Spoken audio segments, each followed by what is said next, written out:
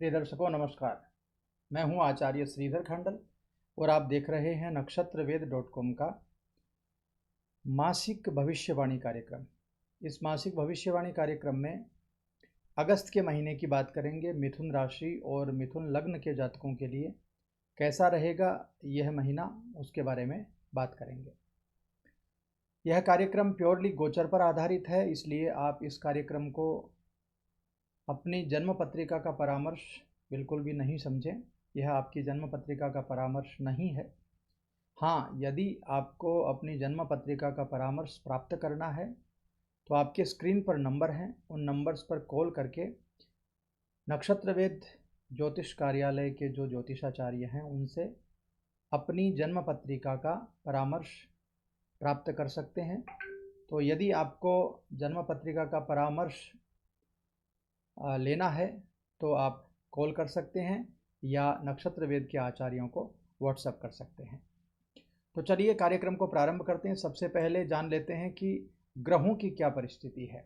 सूर्य 16 जुलाई 2022 से कर्क राशि में चल रहे हैं, चंद्रमा की राशि में, और 17 अगस्त को चेंज करेंगे, अपनी खुद की राशि सिंह राशि में चले जाएंगे। मंगल की बात करें तो 26 जून 2022 से खुद की राशि में स्वगृही अवस्था में चल रहे हैं। 10 अगस्त को चेंज करेंगे, वृषभ में चले जाएंगे शुक्रदेव की राशि में।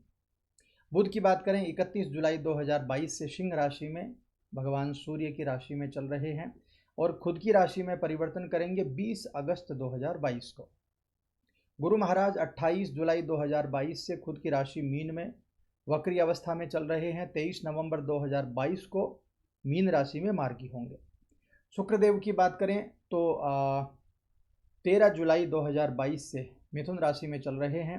6 अगस्त 2022 को कर्क में गोचर करेंगे और 31 अगस्त को फिर से सिंह राशि में इनका परिवर्तन हो जाएगा।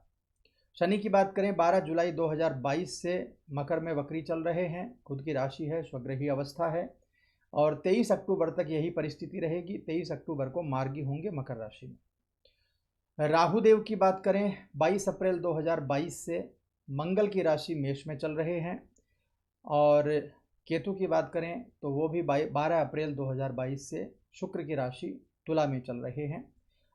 वृषभ राशि के कार्यक्रम में राहु और केतु का जो प्लेसमेंट है वो भूल से, गलती से अलग बोला गया है, तो उसको राहु मेष में और केतु को आप तुला में ही समझें, क्योंकि प्रिडिक्शन हमने उसी हिसाब से किया है, केवल वो बोलने में गलती हुई है।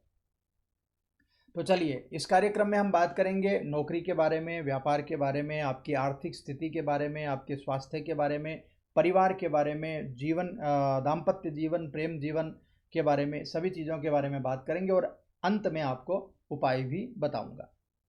तो सबसे पहले बात कर लेते हैं, यदि आप नौकरी करते हैं, व्यापार करते हैं, तो यह महीना नौकरी के लिहाज से, व्यापार के लिहाज से कैसा रहेगा उसके बारे में सबसे पहले जानकारी ले लेते हैं।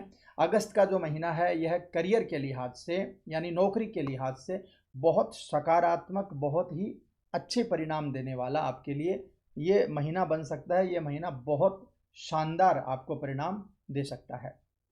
आपके दशम भाव का स्वामी बृहस्पति वक्री होकर के अपनी खुद की राशि मीन में स्वराशि में स्वगृही अवस्था में बने हुए हैं। तो बृहस्पति की जो स्थिति है उसकी वजह से आपको अपनी मेहनत का पूर्ण फल इस समय प्राप्त होगा। करियर वाइज आपको पॉजिटिव परिणाम देखने को मिलेंगे। आप अपनी नौकरी में, अपने व्यापार में सफल होंगे, ये बहुत खास बात रहेगी इस महीने में।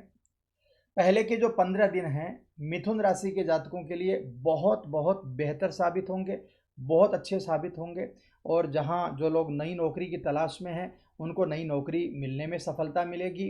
पुराने आपके जो रुके हुए काम हैं वो भी बनने में तेज़ी आएगी थोड़ी सी, क्योंकि इस समय आपकी मेहनत ज़्यादा होगी इस समय, और मेहनत के परिणाम भी हैंड टू हैंड आपको मिलते चले जाएंगे।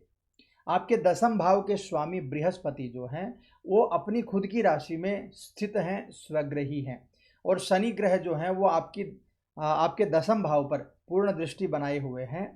तो दोनों ही जो ग्रह हैं ये बहुत बड़े ग्रह हैं और इनका जब आपस में संबंध बनता है तो शनिदेव के द्वारा मेहनत ज़्यादा होती है और गुरुदेव के द्वारा भाग्य प्रबल होता है। दोनों ही व्यवस्थाओं में ये समय आपके लिए बहुत शानदार जाने वाला है। इसके बाद में महीने के पूर्वार्ध की बात करें तो सूर्य का शुक्र के साथ में सेकंड हाउस में व्यवस्था बन रही है, जो कि आपके घर में आर्थिक स्थिति मजबूत होने के चांसेस बन सकते हैं, आपकी पदोन्नति होने के चांसेस बन सकते हैं। यानी कुल मिलाकर के सेकंड हाउस जो है वो आपके धन के रोटेशन को देखता है, आपके धन आपकी तिजोरी में, आपके पॉकेट में कितना धन आ रहा है वो देखता है। तो ऐसी परिस्थिति में जब सूर्य और शुक्र का गोचर आपके सेकंड हाउस में होगा तो ज़बरदस्त रूप से आपको इनकम होने के चांसेस बन जाएंगे। और ये इनकम के चांसेस जो हैं ये कैसे बनेंगे? जब आपकी पदोन्नति होगी, जब आपका इंक्रीमेंट होगा, जब आपको ज़्यादा पैसे मिलने लग जाएंगे, तब जाकर के ये स्थिति आपके लिए बनेगी।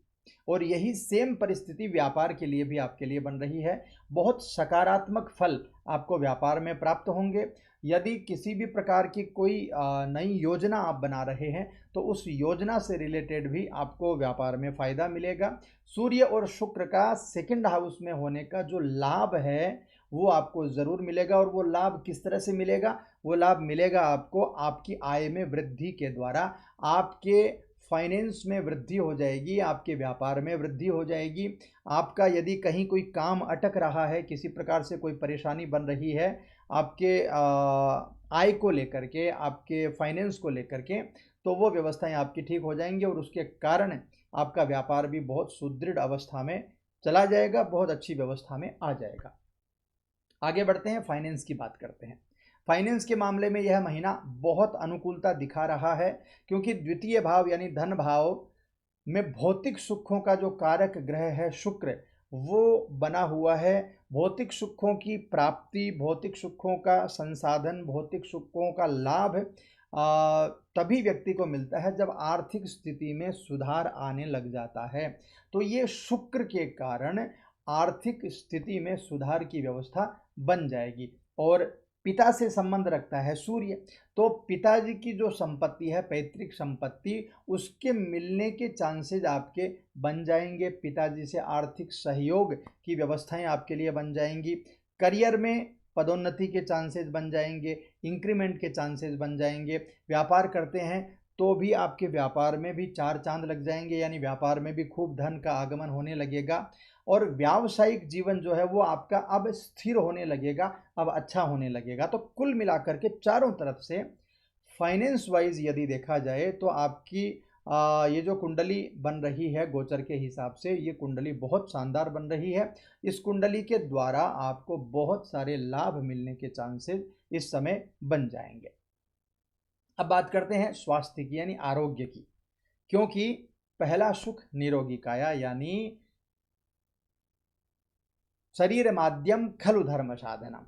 तो शरीर स्वस्थ होगा तो सब कुछ ठीक रहेगा। तो अगस्त के महीने में स्वास्थ्य की परिस्थिति बहुत सामान्य है, एकदम फ्लॉलेसली नहीं चलेगी, कुछ कुछ प्रॉब्लम्स भी आएंगी, लेकिन ध्यान रखेंगे तो चीज़ें ठीक होती रहेंगी। क्यों होंगी प्रॉब्लम? क्योंकि छठे भाव यानी कि रोग के भाव के स्वामी मंगल राहु के साथ में युति करके आपके पीड़ित अवस्था में रहेंगे, इसलिए आपको स्वास्थ्य से संबंधित जो परेशानियां हैं वो बनने के चांसेस बन जाएंगे। हालांकि बाद में मंगल अपनी ही राशि में गोचर करेंगे और आपके अष्टम भाव पर दृष्टि डालेंगे, जिसकी वजह से आपकी कोई पुरानी बीमारी है तो उससे थोड़ा लाभ मिलने के चांसेस आपको बन जाएंगे। खास करके ब्लड से रिलेटेड कोई परेशानी है, पेट से रिलेटेड कोई परेशानी है, हड्डियों से रिलेटेड कोई परेशानी है, जिनको डायबिटीज़ की प्रॉब्लम है, जिनको हाइपर सेंसिटिविटी की प्रॉब्लम है, जिनको मनोरोग की प्रॉब्लम है, उनको कुछ कुछ लाभ मिलने की संभावना बन जाएगी। ठीक है। महीने के आखिरी 15 दिनों की बात करें तो थर्ड हाउस यानी कि पराक्रम भाव में बुध और सूर्य की युति बन जाएगी। तो मानसिक तनाव, मानसिक जितनी भी समस्याएं थी उससे छुटकारा देखने को मिल जाएगा। हालांकि जो घर के बड़े बुजुर्ग हैं उनके स्वास्थ्य में थोड़ा सा परेशानियां अचानक से बन सकती हैं। तो कोशिश करिएगा कि घर के जो बड़े बुजुर्ग हैं उनके स्वास्थ्य का आप विशेष ख्याल रखें। अब बात करते हैं आपके प्रेम जीवन और वैवाहिक जीवन की। प्रेम जीवन के मामले में औसत रूप से कहा जाए तो थोड़ा सा सकारात्मक मुझे नज़र आता है, और मैं ज़्यादातर पॉजिटिव इसीलिए बोलता हूँ क्योंकि नेगेटिव बोलना मेरा धर्म नहीं है। बहुत ज़्यादा नेगेटिव मैं किसी चीज़ में नहीं बोलता हूँ। यदि कुछ नेगेटिव है तो वो बात आपको बता करके उसको कैसे ठीक किया जाए या आपको शांति रखने की ज़रूरत है तो वो चीज़ भी मैं आपको ज़रूर बता देता हूँ। तो मिथुन राशि के पंचम भाव यानी कि संतान और शिक्षा के भाव में केतु विराजमान रहेंगे। तो मिथुन राशि के जातक जो हैं, जो प्रेमी प्रेमिका हैं, उनमें मनमुटाव की संभावना बन जाएगी। हालांकि शुक्र की जो युति है सूर्य के साथ में वो सेकंड हाउस में कुटुंब भाव में रहेगी, तो कहीं ना कहीं परिवार का सहयोग इस समय मिल सकता है। प्रेम जीवन में आगे बढ़ने के लिए यदि आप प्रेमी प्रेमिका हैं और आगे चल कर के विवाह करने की आप व्यवस्था देख रहे हैं, तो ऐसे में आपके परिवार का आपको साथ मिल सकता है, आपके परिवार का आपको लाभ मिल सकता है। ये व्यवस्थाएं बहुत अच्छी दिखाई दे रही हैं। और वहीं विवाहित जातकों के लिए बात करूं तो ये महीना बहुत अनुकूल है, बहुत अच्छा है। इस समय में आपकी नज़दीकियां बढ़ेंगी, आपका प्रेम बढ़ेगा, आपका एक दूसरे के ऊपर विश्वास बढ़ेगा। आप पति पत्नी जो हैं वो भगवदानुरागी भी इस समय होंगे, धार्मिक आचरण करेंगे और कहीं तीर्थ यात्रा आदि में या कहीं घूमने फिरने के लिए आप जा सकते हैं। तो कुल मिलाकर के प्रेम जीवन में थोड़ी सी समस्याएं दिख रही हैं। वैवाहिक जीवन में किसी भी प्रकार की कोई समस्या इस महीने नहीं रहेगी आपके लिए। अब बात करते हैं अंत में पारिवारिक जीवन की। पारिवारिक जीवन के मामले में यह महीना मिश्रित परिणाम देगा। द्वितीय भाव में यानी कुटुंब भाव में सूर्य और शुक्र की जो युति है, बड़े बुजुर्गों का पूर्ण सहयोग मिलेगा, पिताजी का सहयोग मिलेगा, आशीर्वाद मिलेगा, परिवार में आपका मान सम्मान बढ़ेगा, इज्जत बढ़ेगी, सब कुछ ठीक होगा। लेकिन शनि आपके अष्टम भाव में स्थित होकर के आपके कुटुंब भाव यानी द्वितीय भाव पर पूर्ण दृष्टि रखेंगे, जिससे आपके अंदर ईगो की भावना पनप जाएगी। आप आलसी हो सकते हैं और परिवार में किसी का आप किसी की बुराई कर सकते हैं, किसी के पीठ पीछे उसकी बुराई कर सकते हैं, या परिवार में कोई पुराना विवाद चल रहा है तो वो वापस से बढ़ सकता है। इस तरह की चीज़ें परिवार में हो सकती हैं, तो इन चीज़ों का थोड़ा सा ध्यान आपको रखने की ज़रूरत है। अब चलते हैं उपाय की तरफ। सबसे पहला उपाय है गणेश जी महाराज की उपासना आपको करनी है। गणेश जी महाराज बुद्धि के देवता हैं, तो परिवार में किसी भी प्रकार का कोई भी मनमुटाव, क्रोध, द्वेष, गलतफहमी बनने के चांसेस यदि आपको नज़र आए तो गणेश जी की उपासना करिएगा। गणेश जी की उपासना से बुद्धि ठीक रहेगी और क्रोध नहीं आएगा, तो सब व्यवस्थाएं आपकी ठीक रहेंगी। बुधवार को गणपति अथर्वशीर्ष का पाठ करिएगा। बुधवार को गणपति द्वादश नाम स्तोत्र का पाठ करिएगा। बुधवार को गणेश चालीसा का पाठ भी कर सकते हैं, उससे भी लाभ मिलेगा। फिर दूसरी व्यवस्था है शनि के द्वारा द्वितीय भाव को खराब करना। तो शनि की जो व्यवस्था है, यूँ मान लीजिए कि शनिवार के दिन संध्या के समय जाकर के सरसों के तेल का दीपक पीपल के पेड़ के नीचे जला दीजिए। संध्या के समय मंदिर में जाकर के जला दीजिए। शनि मंदिर हो, हनुमान जी का मंदिर हो, किसी भी जगह पे आप पीपल के पेड़ पे या हनुमान जी का मंदिर, शनि मंदिर में जाकर के कहीं भी आप सरसों के तेल का दीपक जरूर जला दीजिए, बहुत अच्छा रहेगा। इसके साथ ही शुक्रवार के दिन श्री सूक्त का पाठ करना बहुत अच्छा रहेगा, क्योंकि सूर्य और शुक्र की जो युति है वो सेकंड हाउस में रहेगी। तो शुक्र जो है वो भौतिक सुखों का दाता है, वो नौकरी देने वाला है, वो व्यापार में बढ़ोतरी करने वाला है, वो पैसे की व्यवस्था करने वाला है, वो दाम्पत्य जीवन की रक्षा करने वाला है। तो कुल मिलाकर के बहुत अच्छी व्यवस्थाएं आपके जीवन में इस समय रहेंगी, और ये उपाय यदि करेंगे तो ये उपायों से आपको और भी बहुत लाभ मिलने के चांसेस बन जाएंगे। इसलिए कोशिश करिएगा कि ये उपाय आप ज़रूर करें और भगवान की कृपा आपके ऊपर इस समय ज़रूर बन जाए। तो मित्रों, ये था मिथुन राशि मिथुन लग्न के जातकों के लिए कार्यक्रम। आपको कैसा लगा कमेंट करके ज़रूर बता दीजिएगा मुझे। यदि अच्छा लगा हो तो लाइक, शेयर, सब्सक्राइब ज़रूर कर लीजिएगा।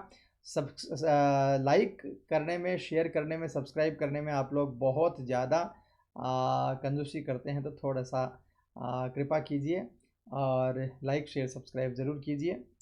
मैं मिलता हूँ आपसे अगले कार्यक्रम में, तब तक के लिए खुश रहिए, आनंदित रहिए और भगवान की शरण महसूस करते रहिए। ओम नमः शिवाय।